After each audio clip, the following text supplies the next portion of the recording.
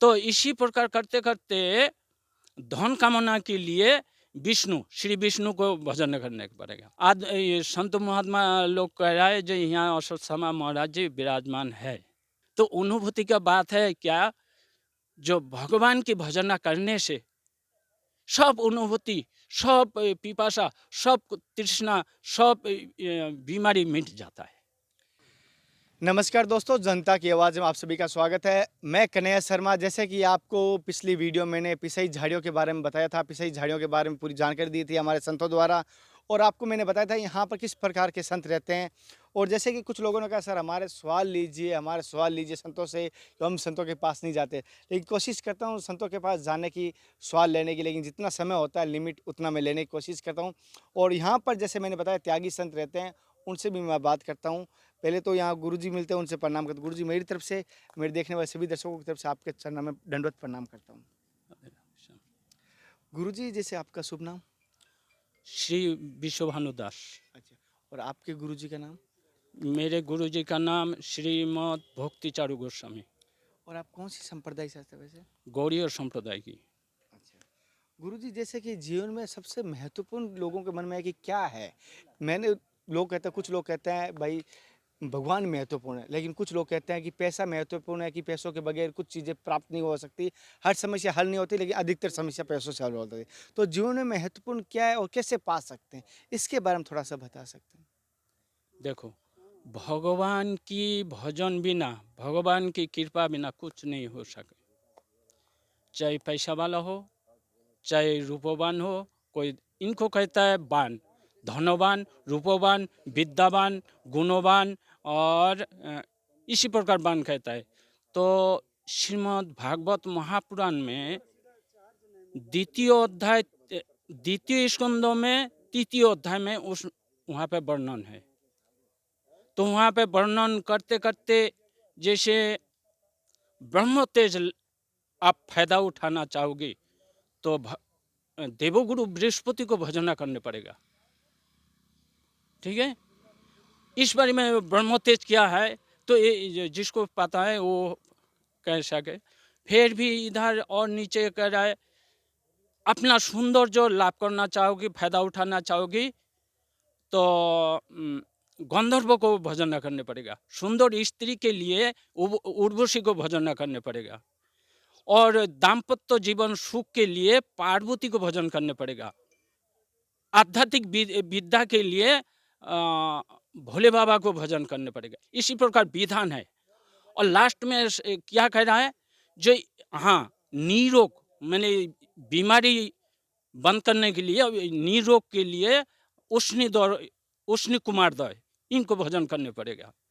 तो इसी प्रकार करते करते धन कामना के लिए विष्णु श्री विष्णु को भजन करने को पड़ेगा।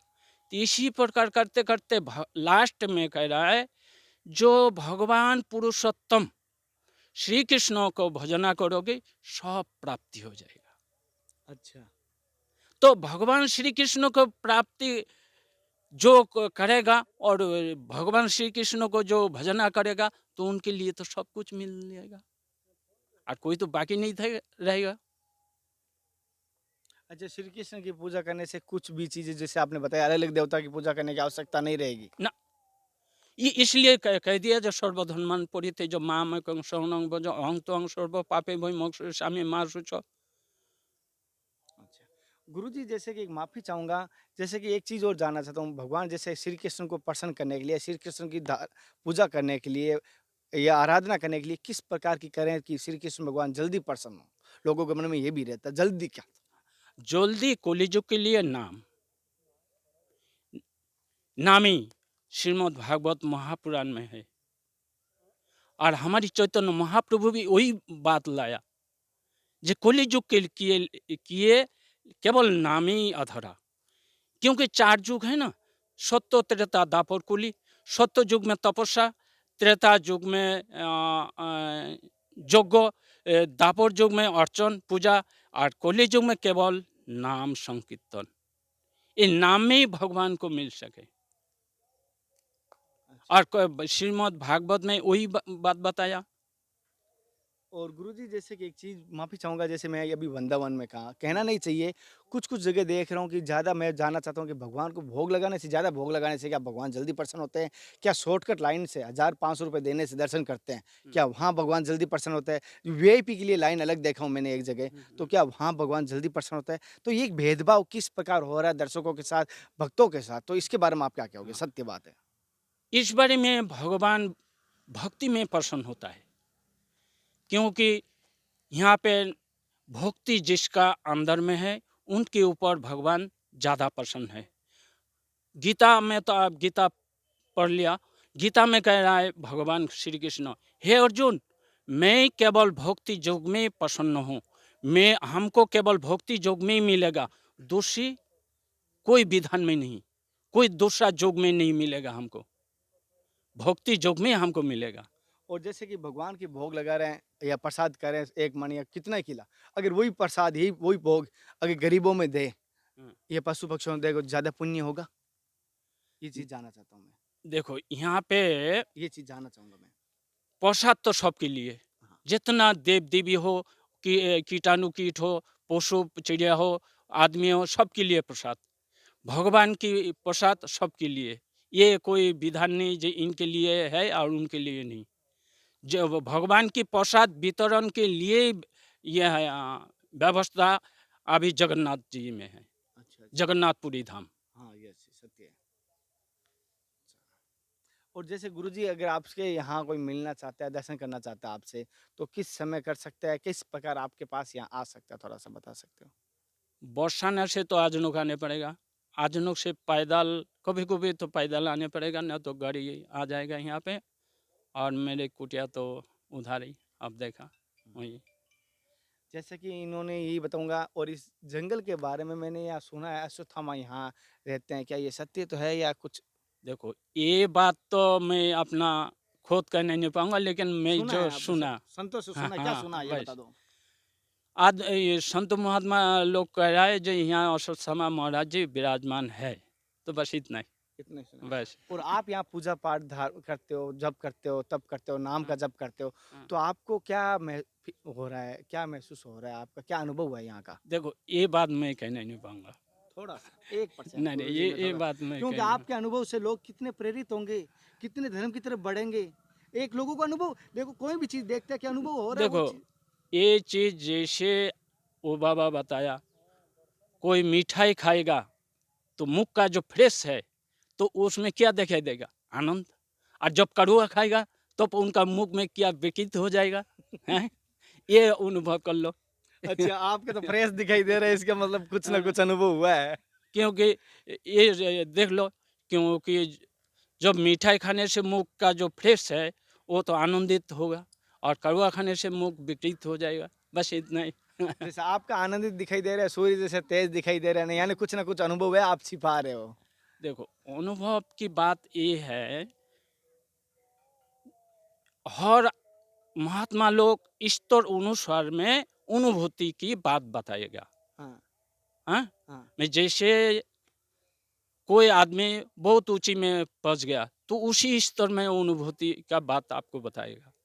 जो नीचे है उन उसी हिसाब से अनुभूति बात बताएगा। जो इंजीनियरिंग पढ़ लिया तो इंजीनियरिंग हिसाब से वो बात कहेगा। जो डॉक्टर पढ़ लिया तो डॉक्टर के हिसाब से वो बात कहेगा। तो इसी हिसाब से तो अनुभूति का बात है क्या, जो भगवान की भजना करने से सब अनुभूति, सब पिपासा, सब तृष्णा, सब बीमारी मिट जाता है। गुरुजी जैसे कि एक चीज़ जानना चाहता हूँ मैं छोटी-सी।